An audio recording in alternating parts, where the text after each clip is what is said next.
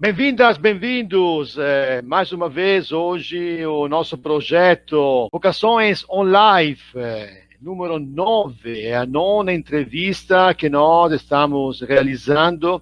Como sempre, eu começo a nossa entrevista com a premissa da Igreja no Brasil. No Brasil, o objetivo geral é evangelizar no Brasil cada vez mais urbano, pelo anúncio da palavra de Deus, formando discípulos e discípulas de Jesus Cristo em comunidades eclesiais missionárias, à luz da evangélica opção preferencial pelos pobres, cuidando da casa comum e testemunhando o reino de Deus rumo à plenitude. Hoje nosso entrevistado é o diácono permanente Luiz Carlos. Bem-vindo, Luiz Carlos. Boa tarde, boa noite, pá. Tudo bem? Tudo certo, de Minas Gerais, como sempre. Você é bem-vindo. Eu te disse, se apresente e conte a tua vocação. Fala conosco, Luiz Carlos. Padre, a vocação, né, graças a Deus, né, a gente conseguiu, né, com o decorrer do tempo na nossa diocese, ela que nasceu, né, fruto, né, do Concílio Vaticano II. Eu tive a grande felicidade e honra, né, de poder ser a primeira turma de diáconos permanentes, né, ordenados na nossa diocese, com uma grande missão, né, dessa evangelização, de levar atender as necessidades, né, de todo o nosso povo brasileiro, né, de todo o nosso povo, principalmente aqui do leste, né, do leste de Minas, esse caldeirão, né, como Dom Lara chamava, esse caldeirão do Vale do Aço, né, graças a Deus. Então, as nossas atividades, né, nós fizemos agora, né, 5 anos, né, de ordenação. Atualmente, né, eu e o Padre Alex, né, nós somos responsáveis pela pastoral familiar, né, da nossa diocese. São 50 paróquias, a gente tem muito trabalho, principalmente, né, no vertente, né, dos casos especiais, que hoje, infelizmente, a maior dor que a gente percebe, né, dos nossos paroquianos é nesse aspecto, nas mães solteiras, viúvas, pais solteiros, pessoas emaziadas, às vezes têm a sede, têm vontade de regularizar a sua situação, mas muitas vezes, né, aquilo que pesa um pouco, né, o lado social, que as pessoas ainda não têm aquela catequese formada, que o importante é receber a graça, regularizar a sua situação perante o nosso Deus. E nós estamos, né, agora, né, na nossa diocese, nesse trabalho da evangelização, né, das diretrizes. Nós estamos, né, segundo ano, né, da nossa Assembleia Diocesana, onde que nós temos a prioridade, né, que é a missão e a juventude, né, que é um calo que nós temos hoje, um grande problema. E muitas vezes, né, a juventude de hoje, nós apontamos assim muito o dedo, mas na minha maneira de interpretar, é uma falha muito grande, né, da paternidade. Quando eu falo paternidade, pai e mães, educação, os valores, né, muitos valores que foram assim deixados, né, de lado, achando que as coisas materiais, né, supririam as necessidades. Na realidade, a gente vê que às vezes são famílias, né, bem aquilhadas, né, de bens materiais, mas aquele vazio existencial, né, é o grande problema que a gente vive e convive, né? Então, é nesse aspecto que a gente hoje tenta trabalhar um pouco. Muito bem, Luiz Carlos. Você falou de Dom Lara, que eu conheci também, como te conheci também, e depois Dom Odilon, agora do Marco Aurélio. Em geral, você sente que os bispos lá de Minas Gerais, ou você escuta no Brasil, você percebe que o diaconato é algo de precioso para os bispos? Padre Gabriel, olha, uma coisa a gente pode confessar, né? Por exemplo, igual Dom Marco Aurélio, nós temos uma liberdade muito grande com ele, e uma coisa assim que nós não chamamos de coincidência, é providência, né? Porque se eu conhece bem a região aqui, a região de Governador Valadares, o diaconato lá começou um pouquinho na frente da nossa diocese, né? E quando a primeira turma lá estava na metade da formação, houve, né, a renúncia, né, do bispo e entrou o bispo novo. Aí o que a comissão, né, da formação dos diáconos, eles optaram em fazer? Ordenar os diáconos, né, antes de completarem a sua formação acadêmica, sem exercer o ministério. Só, como se diz, garantir, porque se o bispo anterior tinha concedido, o medo que eles tinham é do bispo novo não aceitar, né? E aí,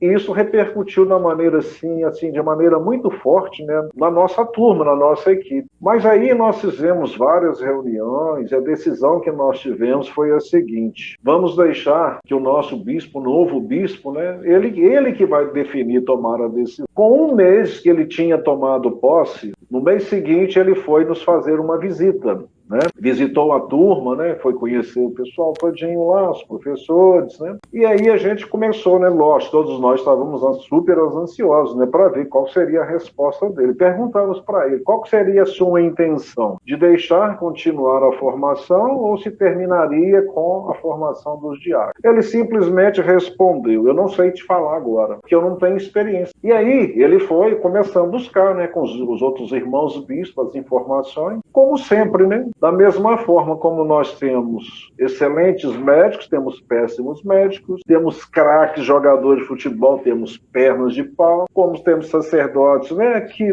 deixa a desejar, tem excelentes sacerdotes, também diáconos. Então ele falou assim: como é que fica essa condição? Fica difícil, vamos experimentar, né? E graças a Deus, a experiência, né, que ele chegou e fez hoje, ele manifesta de maneira assim abertamente, né? Não tem certeza, né, que foi uma opção muito certa. Inclusive na diocese que ele veio, que é de Pouso Alegre, sul de Minas, eles estão implantando, né, a formação diaconal lá, e ele está passando muitas sugestões que nós efetivamos aqui, concluímos aqui, para a escola diaconal de lá, entendeu? Então acho que abertamente para ele foi excelente. Ao passo que nós temos aqui ao nosso lado a diocese de Caratinga, que até hoje, infelizmente, né, tem essa divisão. Tem bispo que aceita, tem bispo que não aceita, mas é como se diz, né, a gente só aprende a nadar depois que você cai na piscina. Sem cair não tem como. Tem que experimentar mesmo, né? E graças a Deus está atendendo muito bem. Então nós tivemos a primeira turma, já teve uma ordenação de mais 4, agora teremos mais 3, e tem uma turma que já vai com 22, vão receber os primeiros ministérios agora, da colitato e do eleitorato, né? Da admissão, né? Vou começar agora. Talvez ano que vem nós teremos, no mínimo, mais uns 10 diáconos ordenados. E a intenção que ele tem, por exemplo, igual esse mês agora, mês de setembro, mês de agosto, o mês vocacional, nós fizemos um trabalho, né, assim, diocesano, os diáconos. Nós saímos, né, porque a intenção dele, o que é? Uma coisa assim que nós temos que trabalhar um pouco, né, porque o diácono ele ficou muito concentrado na zona urbana. E a necessidade que a gente vê que nós precisamos mais mesmo são nas zonas rurais. E a nossa diocese, a característica dela é rural. Então nós estamos fazendo um trabalho, né, nas zonas rurais, para divulgação, para incentivar essa formação. Então o anseio dele é que pelo menos um diácono em cada paróquia. O desejo dele é isso. Certo. Para você que está escutando, vai assistir esta live no YouTube, eu poderia falar com o Luiz Carlos horas, porque nós temos experiência em comum, só que não podemos, porque é 20 minutos o tempo, então eu falei para ele 20 minutos, senão eu falaria muito tempo com ele, porque conheço. Inclusive, eu estive na tua ordenação diaconal, foi bonito com tua esposa. Sim. Maravilhoso. Escuta uma coisa, você falou da pastoral familiar, eu te conheço, eu sei que você, pelo menos na minha época, quando eu estava também lá na área lá de Fabricação de Patinga, você era terapeuta. Você mexe com isso? Inclusive, agradeço publicamente que você me convidou um dia a fazer aquele curso lá de filosofia clínica, agradeço muitíssimo. Ainda hoje você mexe com terapia familiar, você, na pandemia, percebe que as coisas se complicaram? E muito, continuo. Né? Nós temos uma na paróquia Cristo Rei, que hoje, né, eu trabalho na paróquia Cristo Rei. Nós temos uma equipe, né? Estou coordenando essa equipe, nós temos 9 psicólogos, né? Nós fazemos um trabalho da pastoral da escuta.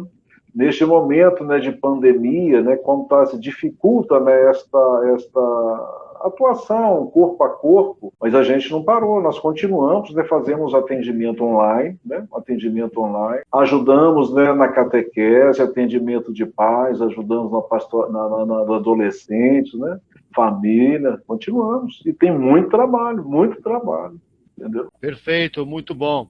Eu sempre, quando tem essa entrevista, pergunto para os entrevistados, que geralmente têm uma vocação, para contar como você contou a tua vocação, eu sempre pergunto se você teve no teu chamamento de ser diácono um trecho do Evangelho, um episódio, alguma passagem bíblica que te marcou. Existe na tua espiritualidade, no teu chamado de diácono, um trecho do Evangelho que te marcou muito? Pode contar? Sim, na carta, né, de São Paulo, né, ser servo do Senhor. Então, eu entendo, né, que muito, por exemplo, tudo é graça, quase que é de Dom Marco Aurélio, de graça recebeste, de graça devereis dar. Então, a gente percebe isso. Uma coisa que me satisfaz muito, padre, eu fico muito alegre, muito feliz, né, quando eu posso, por exemplo, numa formação de coroinha, formação de ministro da palavra, formação de ministro extraordinário da Eucaristia, informação de modo geral. Quando você consegue, né, assim, de maneira assim, né, transmitir aquilo que Deus pede, você vê nos olhos das pessoas aquilo brilhar, gente, mas era assim, a pessoa entender. Tem pessoas que encontram com você na rua e falam assim, não, tá vendo, a minha vida mudou por causa dessa passagem que você chegou, mostrou, que você falou, entendeu? Então eu acho que é isso, né, quando a gente pode perceber. E sempre a gente tem que colocar no lugar da pessoa, né? Às vezes tem coisas na vida da gente que a gente... Igual o evangelho de ontem, né? A turma de discípulos lá, né? Sei lá, se foi por causa da repreensão no dia anterior, no domingo anterior que Cristo fez a Pedro, mas o que mais mata a gente é o silêncio, né? Quando você fala, ninguém fala nada, né? E, às vezes, por exemplo, a juventude, a gente vê isso muito claro. Quando você fala, manifesta, fala, né, dá réplica, pergunta. Agora, quando você pega as pessoas assim mais maduras, mais velhas, você fala, você olha assim, a pessoa não captou aquilo, mas não indaga, não pergunta. Isso não é bom, né? Não é bom. A gente percebe isso, né? Então, eu acho que é isso, né? Essa transmissão... E sempre assim eu me via, né? Não sei como, assim, sei lá. Se você como um professor, como um catequizando, mostrando pessoas, tentando colocar aquilo, né? Isso para mim me satisfaz muito, né? Me realiza demais. Então, isso que eu sinto muito bem. Muito bem.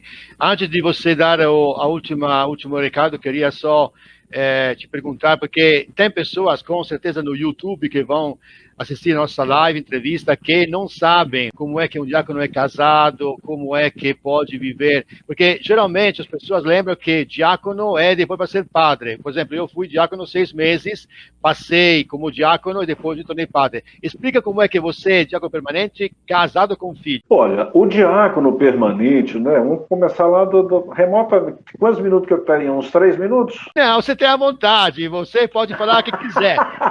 Então tá bom. Então quer dizer, o diácono permanente não é uma condição nova de hoje, atual, né? O diácono permanente, desde quando a igreja, ele já existia. E isso a gente percebe lá em Atos dos Apóstolos, no capítulo 6, né? Quando começou a surgir aquele problema, né, da caridade, as viúvas, né, precisando de auxílio, aí virou aquele problema.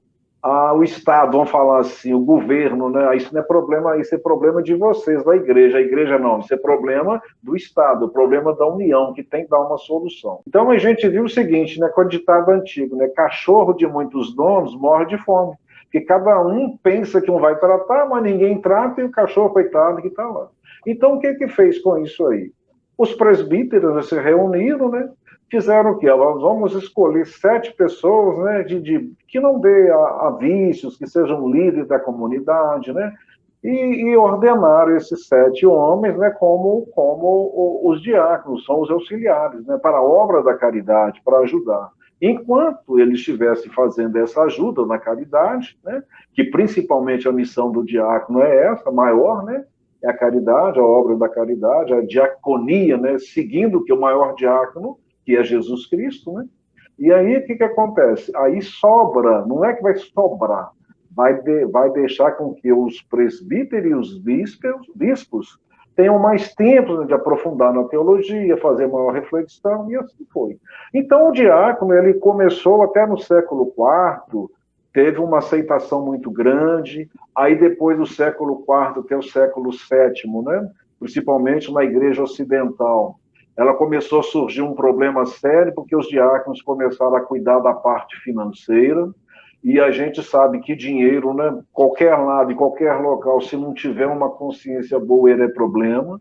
Se tornaram, né, os arquidiáconos, esses arquidiáconos, os bispos ficavam submissos a esses arquidiáconos, aí a igreja achou por bem, falou, não podemos continuar desse jeito. Aí suspendeu, né, a ordenação de diácono. E aí chegou no Concílio Vaticano II, Concílio de Trento, né, quando a igreja instituiu a formação dos presbíteros, aí reativou o diácono na formação, mas o diácono transitório, né, que é o caso, né, que é o jovem que entra para um seminário, faz a filosofia, depois faz a teologia, faz o diaconato, depois ele é ordenado presbítero.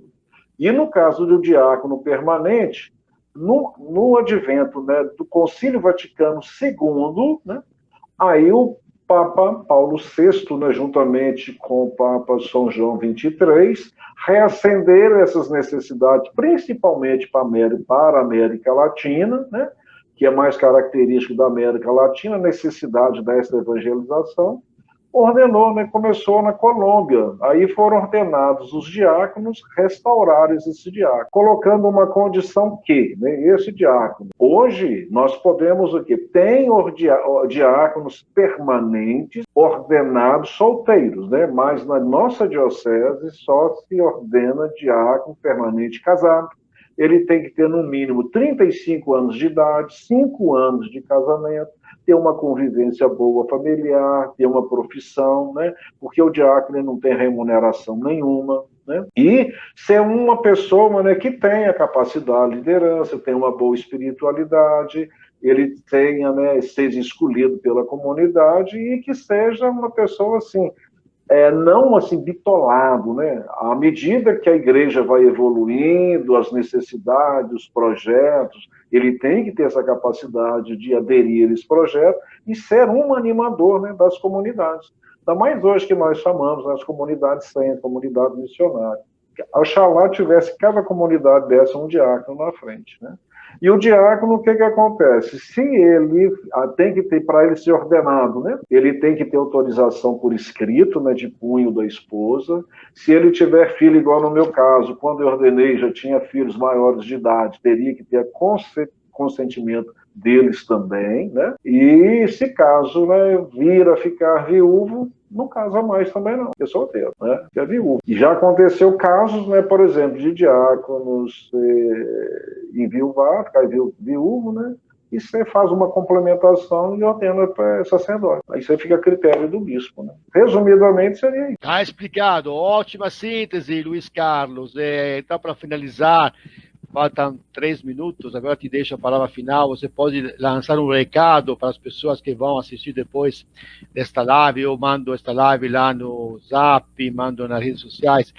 Dá uma mensagem final, um recado para os jovens, idosos, família, o que você quiser. Fala uma mensagem para manifestar a esperança de sermos discípulos missionários. Olha, a mensagem final, né, padre, que eu vejo, né, assim, bebendo ainda na reflexão, né, que nós fizemos ontem, né, nesse mês nós estamos trabalhando, né, incentivando as pessoas a aprofundarem, né, o conhecimento bíblico, esse conhecimento dessa lógica de Deus, para que esse reino de Deus possa, né, permanecer, nascer, perdurar entre nós. Mas para que isso, né, possa acontecer, nós temos que fazer uma renúncia muito grande entre nós mesmos, renunciar às nossas vontades, os nossos desejos, né? colocar a sabedoria de Deus, que é uma sabedoria que ela é boa, santa, abençoada, misericordiosa. É uma sabedoria que nos faz, né, nos faz lidar como pessoa. E aí sempre, igual como eu friso muito, né, que quando nós lembramos o ser humano, né, o ser humano é um ser em formação. Por isso que lá no Gênesis, quando começa, depois da cosmologia toda pronta, Deus está criando tudo, ele fala assim, agora faremos, né, o ser humano, vamos criar o ser humano. E o ser humano, na realidade, para ser humano, nós temos que nos tornar divinos, seguindo o modelo. E o modelo que nós temos, né, o melhor modelo é Jesus Cristo.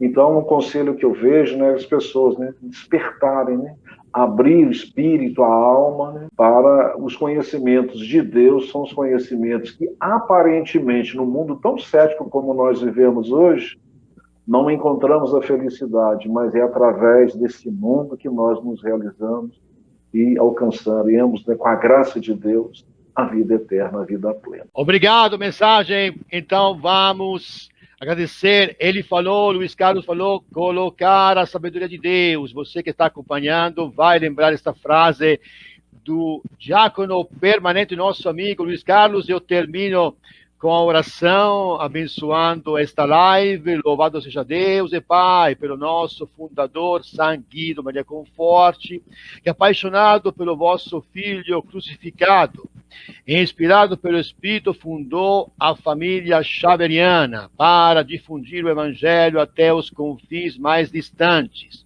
para que nosso Senhor Jesus Cristo seja conhecido e amado por todos. Nós nos agradecemos pelo dom da vocação missionária, perdoa as infidelidades ao carisma recebido e fortalece nosso desejo e zelo para viver a missão agentes, para fazer do mundo uma só família no amor de Cristo, missionário do Pai. Assim seja. Amém. Amém. Obrigado, irmão. Muito bom. Eu que agradeço.